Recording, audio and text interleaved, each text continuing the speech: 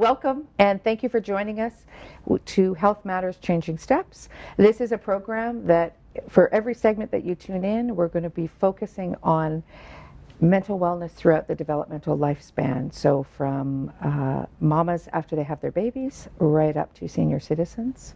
We're going to have also we've have a show on mindfulness. Today though, I am so happy to have Dr. Mary Ventrella in the studio. And Dr. Ventrella is known for many things, including all of her work in the area of creativity. And so first of all, welcome, Mary. Thank you. Thank you for having me. If you could introduce yourself and tell us how you got to sitting here on my couch in the studio. Great. Well, I've been passionate about creativity. I've worked with children and youth and families for many years. And one of the things that I noticed was that people who can problem solve and be resourceful and understand situations from different viewpoints did better with their life situation. So it intrigued me that I always thought creativity had to be a sculpture or a painting or knitting or musician. But what I've learned is that creativity can come in many forms. So in my dissertation and my doctorate degree, I looked at how can we increase creativity with organizations by using the skill of mindfulness. And what we experienced was that people who are more creative were able to problem solve more effectively, were able to relate to other people more effectively, were also able to adapt to situations that came forward. Well, it's great you say that, because I think when we, if someone says, are you a creative individual, we automatically go to painting or music or, crocheting or knitting or, those other, or, textile arts. Which are great creative They venues. absolutely are. And when we're talking about wellness, they're often part of therapeutic interventions with folks that are needing to just be with themselves and do something and focus on something that has nothing to do with the challenge that they're dealing with in their life at the moment. So there is a space, and there should be a space in our communities for creative activities. But you're not talking about creative activities when you talk about creativity. You're talking about creative problem solving. Well, there's two things. How we can use creativity more than just a medium. And how can we integrate it into our daily life, in our learning, in our educational systems, when we're relating to other people, when we're problem solving community issues, looking at diversity and inclusion. How can we creatively be able to hear different voices and hear different viewpoints and meet the needs of our communities in a way that makes people well is what really excites me. Right. And if I'm a parent and I don't feel like I'm very creative whatsoever, and I haven't thought of creativity in the way you're speaking of, our viewers could be sitting at home going, okay, so what's that mean? Like, how does that really mean in my what does that really mean to me in my day-to-day life? So the definition of creativity is something novel, and that could be useful for an environment. So I would disagree. I think most parents are very, very creative every day. For example, try to get 2 kids on a bus before the bus comes. You better be really creative in your morning of how to get a child there. How to get a child to study for a test. How do you get a child who has learning disabilities to believe in themselves? How do you creatively problem solve budgeting or financial strains or your marriage or aging process? How do you cope with that? And that's the piece that I'm really excited about. So if the definition of creativity is being novel and having to meet the needs of the community, we practice it every day.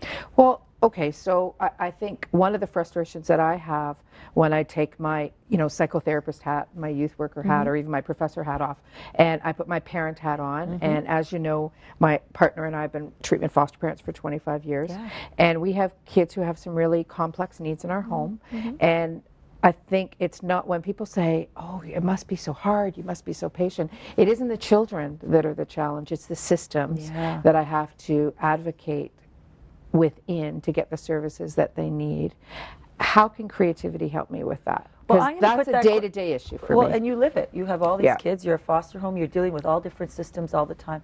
And I'm going to say this, Theresa, how do you guys manage to be foster parents for 25 years and not be creative? So my question back to you is, what do you and your partner do with these children to be able to make them function? So they're still going to school, they're getting their needs met. Sometimes. Well, but you're able to creative problem solve them to get them back to school. Right. So as a parent, you know that as simple as setting up meetings could be creative. Right. Setting up communication flows with people with different systems. Everybody being on the same page. How challenging is that if you have a CAS involvement, a community service, a place of faith, foster children in different homes? How do you and your partner creatively brainstorm ways to keep communication open so that it's novel and new and meets the needs of your environment, your foster home? So that definition that you keep referring to, is that attributed to one or more theorists? Where did that come from? It's mostly the common. There's different ways to put it, and people have broken it in different ways. So, for example, another one is the 4 Ps. The person needs to be the person, the process of creativity, the product, and what they call press, which is the environment. There's different theories out there of different ways that they've developed the definition, but those are the two more main constructs. Okay. So if I'm concerned about fostering creativity within my family, what would be just something that I could do without having to take a course? Okay. Just after watching the show, our viewers Okay. are sitting at home So- and going, okay, so what could I do to be creative that doesn't involve music, art? Great. And I know you integrate that stuff as part of your family life, For which sure. is also really great. We 'cause you're drum a lot at our house. You do drumming and Yeah. musicians, and you're very creative. And what you're doing is you're stimulating that part of the brain for different ways to learn and process. So if I was to say parents can take away, let's allow ourselves to be flexible and look at ways in new ways. So I'll give you an example. My son loves to color with stripes, but the teacher told him a shirt should be one solid color. And I encourage creativity in my home, and I wrote to the teacher and said, I think it's great that my son is able to see a shirt in stripes and not in one color. So allow your children to express and open up to you about how they see the world in a new way.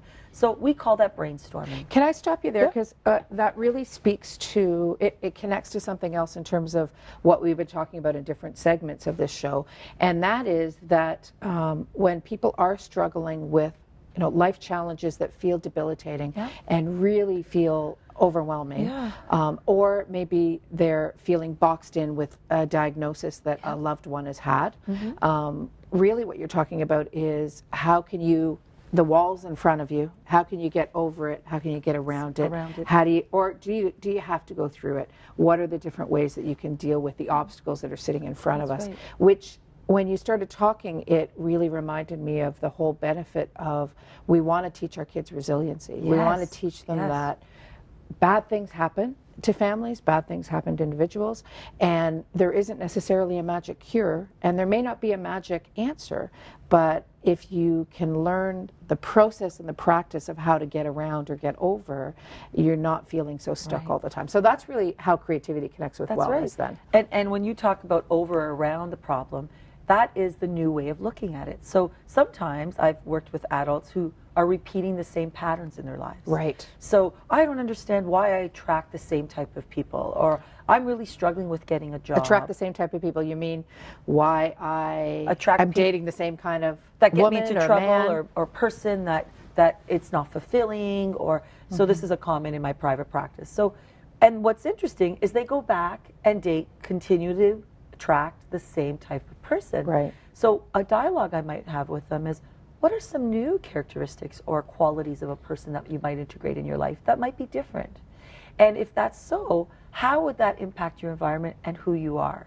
And how can you brainstorm different ideas to problem solve? So the greatest skill for me about creativity is, how do you creatively problem solve to adapt to a new situation? Right. And how do we give children and young adults and our communities skills to be able to do that? And permission to draw And stripes permission. on shirts. Yeah. I think our educational system, we're blessed to have an educational system that values creativity. And how do we continue to do that in their learning? So, for example, I've worked with kids in a classroom that are building structures. And we give very little information. We give them the tools, but we allow them to see where their structure goes. And we sometimes are teaching children how to think, but let's teach them how to come up with ideas on their own.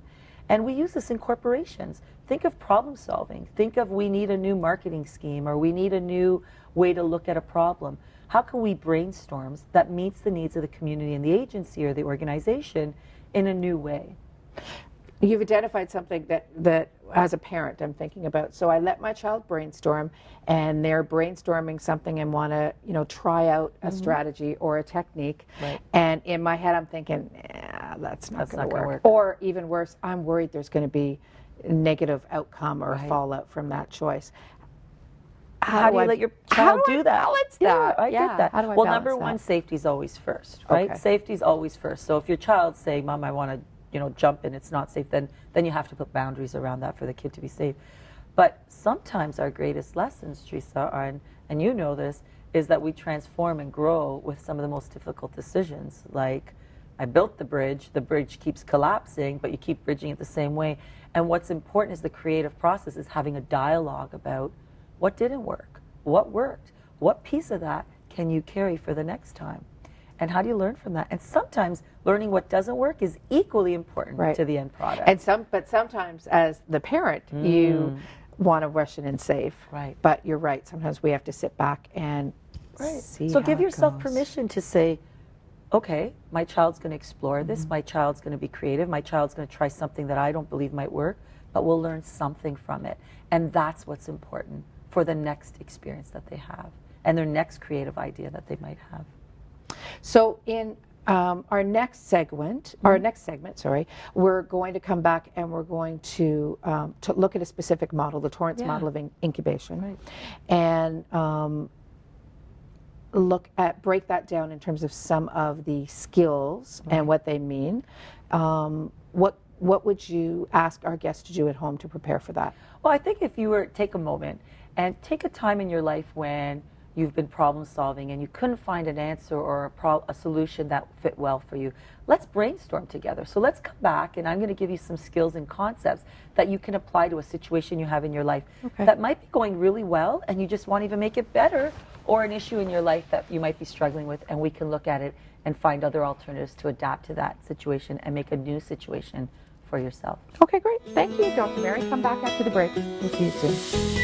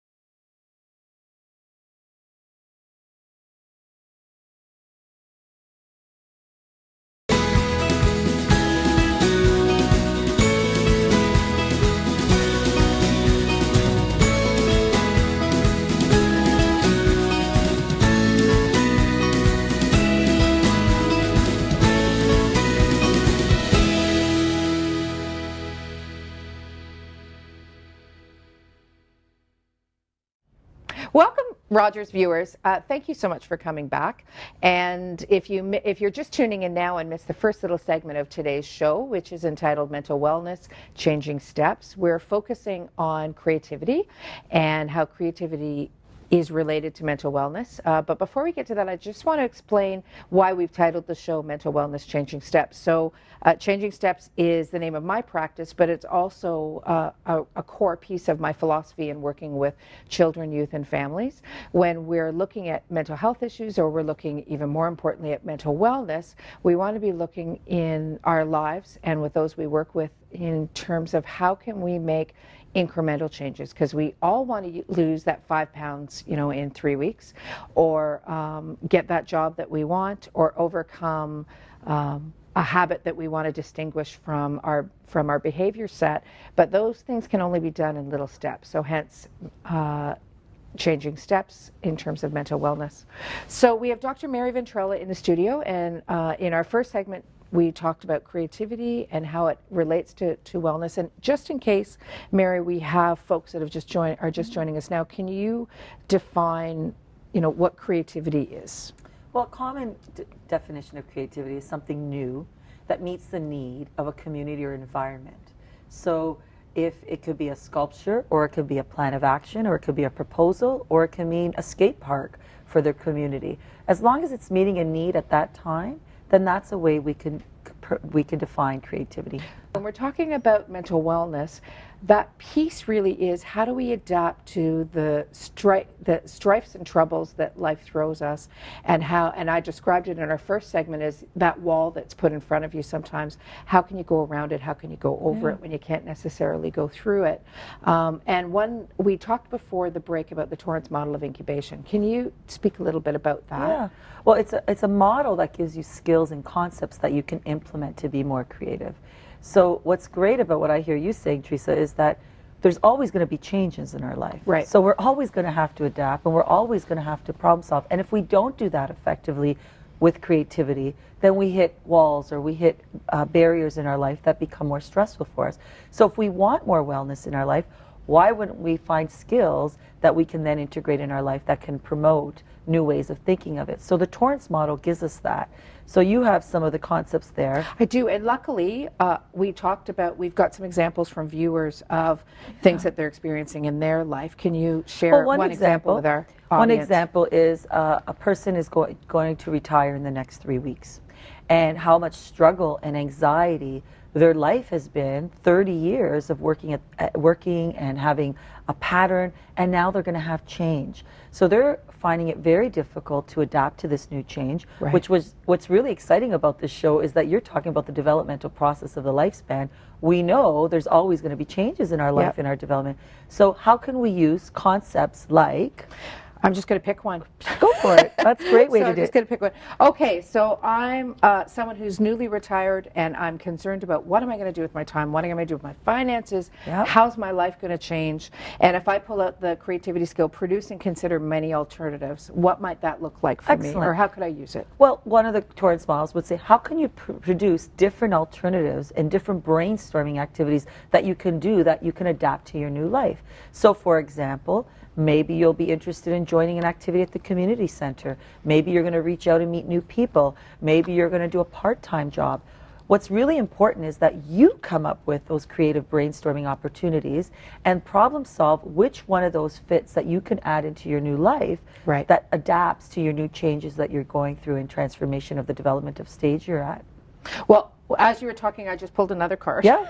And if I am that individual, one that I really resonated for me was, how do I keep open? How do I keep open to this new change that's happening in my life when I have, I'm also dealing with the grief and loss of, part of my identity is really tied into working for 30 years. Right. And paying the bills and supporting my family. How do I keep open to those new alternatives that we've just brainstormed? And the definition that we have on the card here is resisting premature closure, resisting the tension to complete things in the easiest, quickest way. Well, that's a really important word there. Very How many of important us want something quick? We want it resolved. I want the answer. I want the then answer I feel right better. now. That's right. But what Torrance model would say, this skill, is be open to going through and experiencing mindfully those uncomfortable feelings. Being open to trying something you've never tried before. Being open to feeling uncomfortable or feelings that are not settled for you or new, right, that can meet new needs for you, which is exciting. It could be problem solving, and creativity could be exciting, but allow yourself to go through that process of that transformation while you're going through it. Okay, can you give another example that we heard from our audience? Yeah, so I worked with a person who's just had a new baby, and they were really excited about having a baby, and then they realized that their environment that they were used to, or their patterns of living that they were used to, has changed. And we know that integrating new child into our family life will change. Like it or not, things are going to change.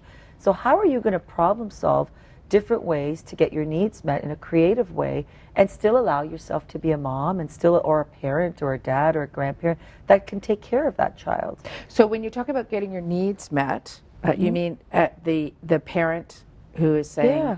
I still want to have some time on my own, or can I just get a shower, or who's going to fill the diaper bag? Can I have adult time? Right. Is that still possible to call a friend?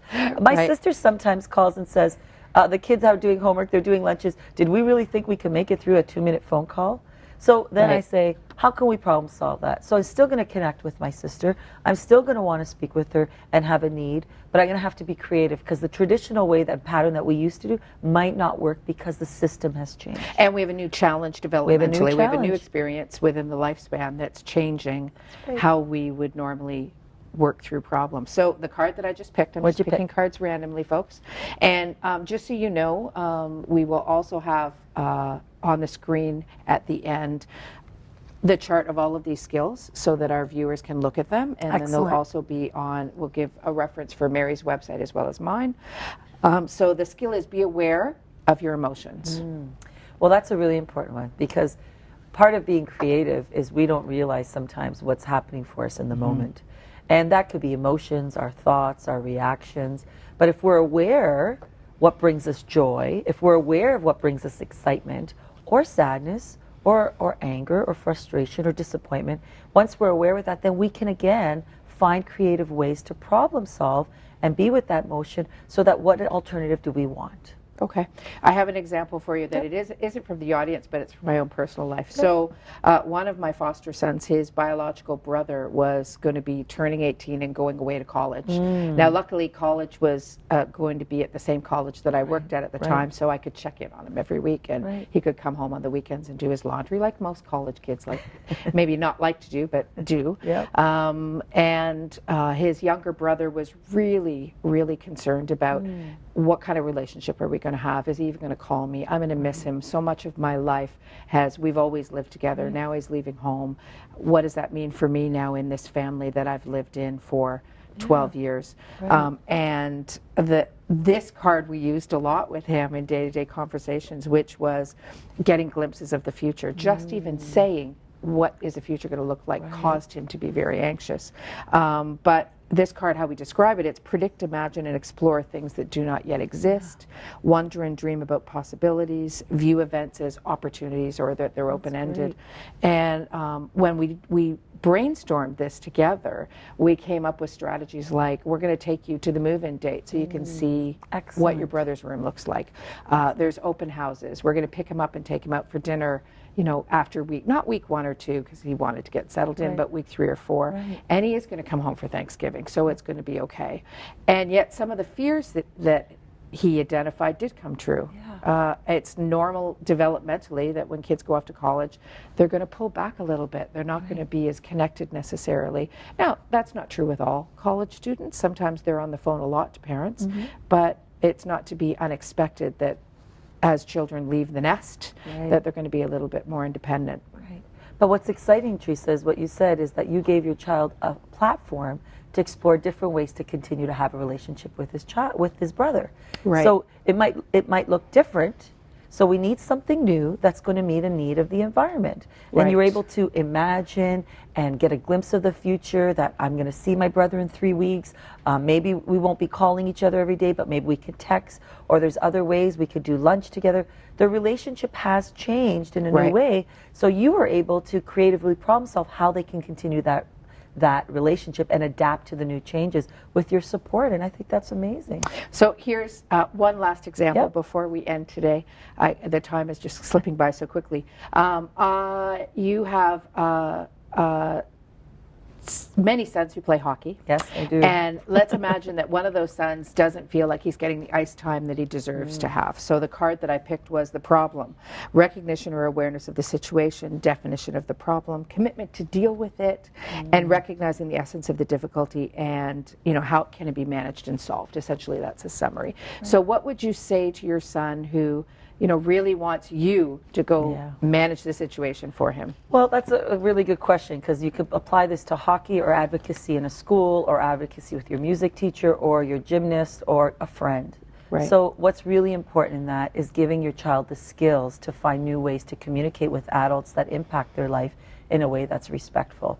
So now what's really important is if my 8-year-old child has this problem versus my 14-year-old child, it's Right. very different. So you have to take that in consideration. So for example, my 8-year-old child, I might go with them and support the dialogue of having a conversation And maybe with role play it and in role advance. play it, Right. find creative ways to speak to your coach. My 14-year-old, I might do role plays at home privately, give them the skills to be able to adapt to that new. So I would have a discussion with my kids about how can we be creative, that you want more ice time, you want to speak to your coach, it's your responsibility, this is your journey, and how can we support you with those creative opportunities. Awesome. And what's really important is to problem solve what are some of the issues that might come up with that, and problem solve that so that when they're there, they have the skills some prep. to adapt to whatever they're trying to problem solve.